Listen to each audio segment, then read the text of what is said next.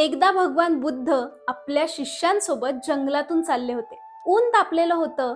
थोडा विसावा घेऊ आणि पुढे जाऊ असं म्हणत ते एका ठिकाणी थांबले आणि सोबतचे शिष्यही सर्वजण दमलेले, तहानलेले. त्यापैकी 2 शिष्यांना बुद्ध म्हणाले, आजूबाजूला कुठे जरा झरा, तळ, नदी असेल तर पहा आणि सगळ्यांसाठी पाणी घेऊन या. शिष्य निघाले.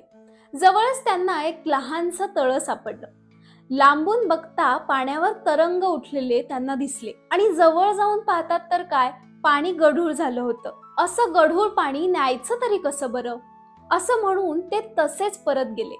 बुद्धांना जाऊन त्यांनी सांगितलं, पाणी पिण्यायोग्य नाही म्हणून आम्ही तसेच परत आलो. बुद्ध म्हणाले, ठीक आहे, तुम्ही त्याच तळ्याजवळ आता पुन्हा जा आणि स्वच्छ पाणी घेऊन या.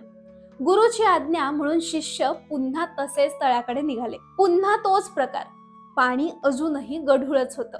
ते बुचकाळ्यात पडले आणि पुन्हा बुद्धांकडे निघून आले. आता त्यांना हात हलवत आलेलं पाहून ते काही म्हणायच्या आतच भगवान बुद्ध त्यांना म्हणाले, असेच पुन्हा त्याच तळ्याजवळ जा आणि स्वच्छ पाणी घेऊन या.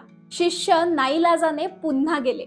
आता मनातल्या मनात विचार करत होते, आता परत किती वेळा हेच करायचं आणि याने साध्य तरी काय होतंय. पण यावेळी बघतात तर काय, आता तेच पाणी स्वच्छ दिसत होतं.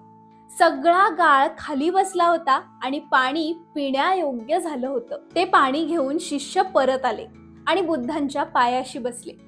आज त्यांच्या गुरूंनी त्यांना एक फार मोठी शिकवण दिली होती, ती म्हणजे संयम.